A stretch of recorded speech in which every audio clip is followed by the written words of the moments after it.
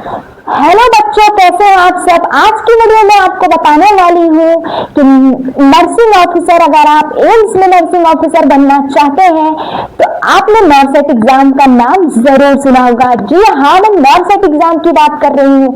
नॉर्सेट exam एक ऐसा exam है जिसको देने से आप बड़े बड़े हॉस्पिटल्स में गवर्नमेंट जॉब कर सकते हैं नर्सिंग ऑफिसर के रूप में।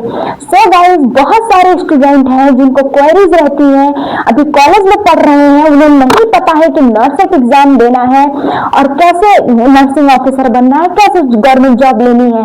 तो मैं आपको बताने वाली हूँ कि नर्सिंग एग्जाम क्या होता है। और बहुत सारे स्टूडेंट की ये भी क्वेरी रहती है कि नर्सिंग एग्जाम में प्रीलिम्स होता है, मेंस होता है, कितने मार्क्स का होता है, कितने फेजेस में पेपर होते हैं।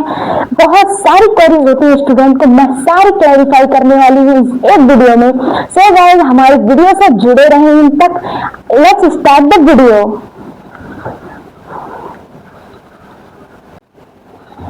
तो चलिए स्टूडेंट, अपनी वीडियो को स्टार्ट करते हैं और मैं बताती हूँ कि नॉर्सेट क्या है। सबसे स्टार्टिंग से बेसिक टू प्रो लेवल तक मैं सारी चीजें क्लैरिफाई करने वाली हूँ इस वीडियो में। सो चलिए स्टार्ट करते हैं। तो आइए जानते हैं नॉर्सेट क्या होता है। सबसे पहले हम इसका फुल फॉर्म जानेंगे कि नॉर्सेट का फुल फॉर्म क्या होता है। नॉर्सेट का फुल फॉर्म होता है नर्सिंग ऑफिसर रिक्रूटमेंट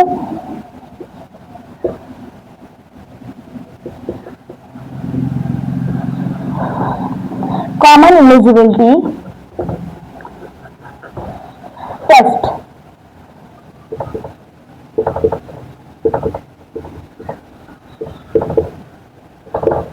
जी हाँ, हम इसी नॉर्सेट की बात कर रहे हैं जिस नॉर्सेट एग्जाम को देने से आप नर्सिंग ऑफिसर बन सकते हैं।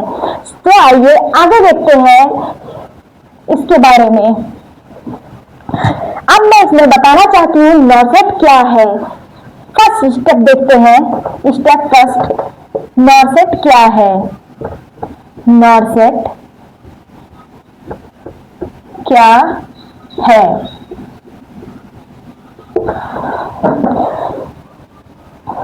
तो आइए देखते हैं नॉर्सेट। मैंने जैसा कि आपको बताया, यहाँ नॉर्सेट का फुल फॉर्म होता है nursing officer recruitment common eligibility test, जिसको देने से हम नर्सिंग ऑफिसर बनते हैं।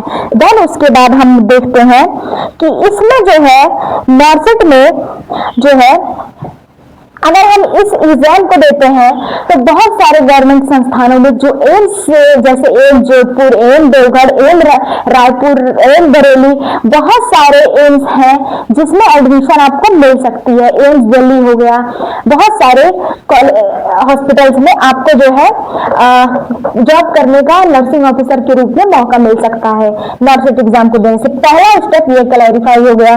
देन हम सेकंड बात करेंगे।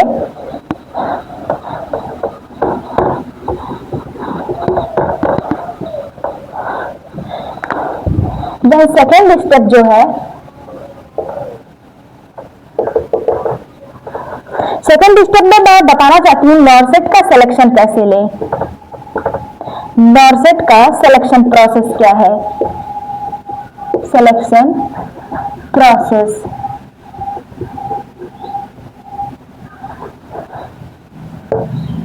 सेकेंड स्टेप ये है कि नॉर्सेट में सिलेक्शन प्रोसेस कैसे है। तो मैं बताना चाहती हूँ आपको, नॉर्सेट जो होता है, नॉर्सेट एग्जाम, इसमें प्रीलिम्स होता है स्टेज फर्स्ट में प्रीलिम्स। देन उसके बाद स्टेज सेकंड में मेंस होता है। देन उसके बाद डॉक्यूमेंट वेरिफिकेशन होता है।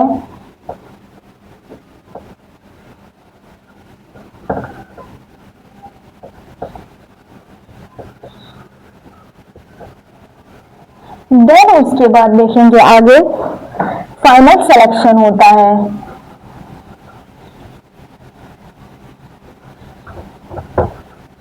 ये मैंने आपको मोटी मोटा समझा दिया कि नॉर्सेट का एक तरह से बैकग्राउंड टाइप में कि नॉर्सेट जो होता है उसमें प्रीलिम्स होता है, मेंस होता है, फिर उसके बाद हम डॉक्यूमेंट वेरीफाई करते हैं अपना, देन उसके बाद हमारा फाइनल सिलेक्शन होता है। अब मैं बताऊंगी आपको प्रीलिम्स क्या होता है।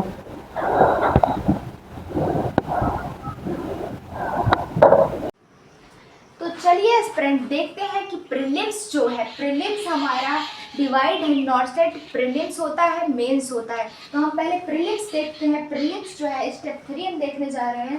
प्रीलिम्स टोटल मार्क्स जो होता है प्रीलिम्स में 100 मार्क्स के टोटल क्वेश्चन जो होते हैं 100 क्वेश्चन आते हैं। देन मार्क्स जो होता है टोटल 100 मार्क्स का क्वेश्चन होता है। टाइम इसमें क्या होता है, प्रीलिम्स का टाइम जो होता है 90 मिनट का होता है, जो पेपर होता है पूरा। और निगेटिव मार्किंग की बात करें हम तो 1/3 निगेटिव मार्किंग इसमें होती है। आप इतनी बात क्लैरिफाई कर लीजिए। फिर से मैं बता देना चाहती हूँ, टोटल क्वेश्चन जो होते हैं 100 होते हैं। टोटल मार्क्स जो होता है 100 मार्क्स का पूरा क्वेश्चन होता है। टाइम जो है 90 मिनट दिया जाता है आपको पेपर में। और ये भी बात मैं बता देना चाहती हूँ, पेपर जो होता है सीवीटी बेस्ड होता है। मैंने ये लिखना भूल गई, बट मैं ये बात आपको क्लैरिफाई करना चाहती हूँ। फिर निगेटिव मार्किंग जो होता है 1/3 निगेटिव मार्किंग, ये है हमारे प्रीलिम्स का प्रोसेस। देन उसके बाद हम नीचे देखते हैं, इसमें भी मार्क्स डिवाइडेशन है कि आपको कौन से सब्जेक्ट्स ज़्यादा से ज़्यादा पढ़ने हैं और कौन से कितने कम अकॉर्डिंग टू मार्क्स। तो मैं आपको बताना चाहती हूँ कि डिवाइडेशन ऑफ मार्क्स में हम देखेंगे, नर्सिंग के जितने सब्जेक्ट्स होते हैं उसमें प्रीलिम्स में उससे 80 मार्क्स के क्वेश्चन आते हैं। ये बहुत बड़ा स्टार पॉइंट है यहाँ पे कि 80 मार्क्स के क्वेश्चन प्रीलिम्स में जो है नर्सिंग सब्जेक्ट्स के आते हैं, जो हमें कॉलेज में 4 साल तक के पढ़ाए जाते हैं। फिर उसके बाद अलग से नर्सिंग एप्टीट्यूड के, रीजनिंग और जीके के, इन तीनों में से 20 मार्क्स के क्वेश्चन आपके प्रीलिम्स में आते हैं। सो अगर आपको ये समझ में आ गया तो आप इसको नोट डाउन कर लीजिए और प्रॉपर तरीके से समझ लीजिए। अब मैं बताने वाली हूँ आपको मेंस के बारे में।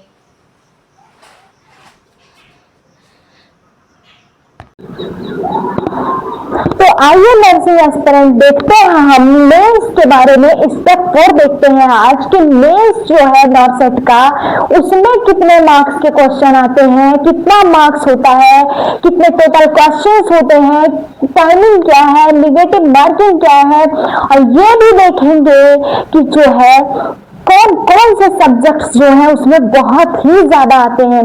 तो आइए देखते हैं कि नॉर्सेट मेन जो होता है उसमें टोटल क्वेश्चंस जो होते हैं 160 क्वेश्चंस जो होते हैं वो होते हैं। बट उसके बाद जो है मैं आपको बताना चाहती हूँ टोटल मार्क्स जो होते हैं 160 मार्क्स का पूरा क्वेश्चन होता है। देन उसके बाद टाइम मैनेजमेंट के बारे में देखें तो 180 मिनट जो है मिलता है हमें नॉर्सेट मेन के लिए। नॉर्सेट मेन के लिए 180 मिनट टाइमिंग। देन उसके बाद हम देखते हैं निगेटिव मार्किंग कितनी होती है। सबसे इंपॉर्टेंट बात 1/3 निगेटिव मार्किंग इसमें होती है। मैं आपको एक चीज इंपॉर्टेंट पॉइंट बता देना चाहती हूँ कि निगेटिव मार्किंग से बचने का सबसे अच्छा तरीका ये है कि आप निगेटिव मार्किंग से कब बच सकते हैं, जब आपके कॉन्सेप्ट क्लियर होंगे और अच्छे से अगर क्लैरिफाई होंगे तो आप क्वेश्चन जो अटेम्प्ट करेंगे वो आपके सही होंगे। अगर आपके कॉन्सेप्ट आपको सही तरीके से क्लियर नहीं है तो आपके निगेटिव मार्किंग के चांसेस बढ़ जाएंगे, और जब आपकी निगेटिव मार्किंग होगी ज्यादा से ज्यादा तो आपका सिलेक्शन प्रोसेस रुक जाएगा।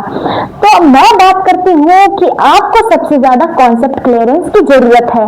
तो मैं बताना चाहती हूँ इसमें कि सबसे ज्यादा मेंस क्लियर होने का सबसे बड़ा रीजन ये हो सकता है कि नर्सिंग जो सब्जेक्ट्स हैं, नर्सिंग सब्जेक्ट्स में पकड़ आपकी अच्छी होनी चाहिए।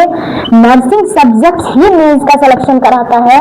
तो यहाँ पे इंपॉर्टेंट पॉइंट है। और मैं ये भी बताना चाहती हूँ कि इसमें सबसे ज्यादा फोकस सब्जेक्ट्स जो है सिर्फ नर्सिंग सब्जेक्ट हैं। जितने नर्सिंग के सब्जेक्ट्स हैं वही इसमें मेंस में फोकस्ड है, और अलग से आपको कुछ नहीं पढ़ना है। इसको आप अगर अच्छे से प्रिपेयर कर लेते हैं तो आपका मेंस क्लियर हो जाता है। और मैं आपको बताना चाहती हूँ नॉर्सेट एग्जाम में इंटरव्यू का कोई भी वो नहीं है, सीन नहीं है, तो सिर्फ आपको प्री और मेंस देना है। देन उसके बाद आप नर्सिंग ऑफिसर के लिए चयनित हो जाएंगे। देन उसके बाद मैं आपको बताने वाली हूँ अब आगे कि क्या है नॉर्सेट एग्जाम का सिलेबस जिसको आप पढ़े और सिलेक्शन लें। तो मैं आपको अगली वीडियो में आगे ही बताने जा रही हूँ अभी इसी वीडियो में कि जो है नॉर्सेट के लिए आप कौन कौन सा सब्जेक्ट पढ़ें।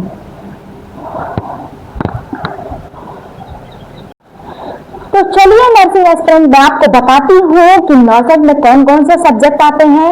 तो मैं आपको अभी लिस्ट करके सारे सब्जेक्ट दिखा देती हूँ, आप इसको प्लीज नोट डाउन कर लीजिए। अगर आप नए हैं, नहीं जानते हैं, आपको यही सब्जेक्ट पढ़ने हैं, इससे एक्स्ट्रा कुछ नहीं पढ़ना है।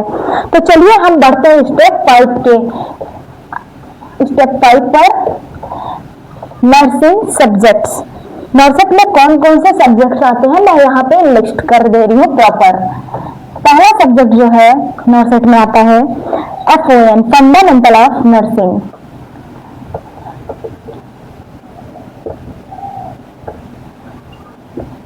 अगर आपको वर्ड्स जो मैं लिख रही हूँ वो सही से क्लैरिफाई नहीं हो रहे हैं तो मेरे बोले गए वर्ड्स पे आप ध्यान दें प्लीज, थोड़ा सा कोऑपरेट करेंगे अच्छा रहेगा।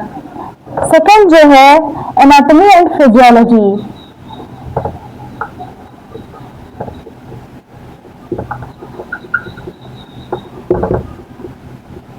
देन उसके बाद थर्ड सब्जेक्ट पे आते हैं हम। थर्ड जो है मेडिकल सर्जिकल नर्सिंग।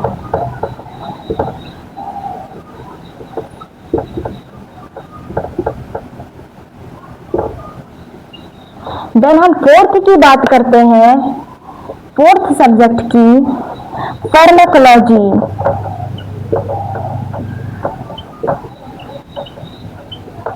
देन हम फिफ्थ सब्जेक्ट की बात करते हैं, फिफ्थ में कम्युनिटी हेल्थ नर्सिंग।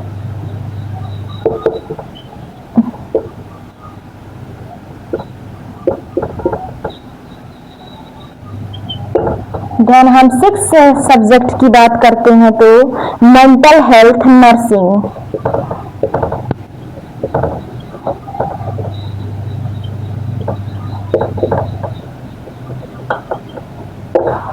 देन हम सेवेंथ सब्जेक्ट की बात करते हैं child health nursing. Child health nursing. तो उसके बाद हम देखते हैं ऑब्स्ट्रक्टिव एंड गायनेकोलॉजी।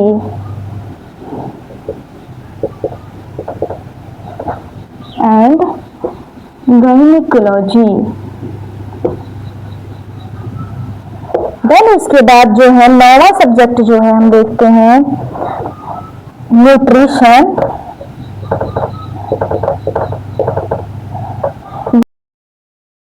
देन उसके बाद देखते हैं हम माइक्रोबायोलॉजी और उसके बाद हम देखेंगे रिसर्च।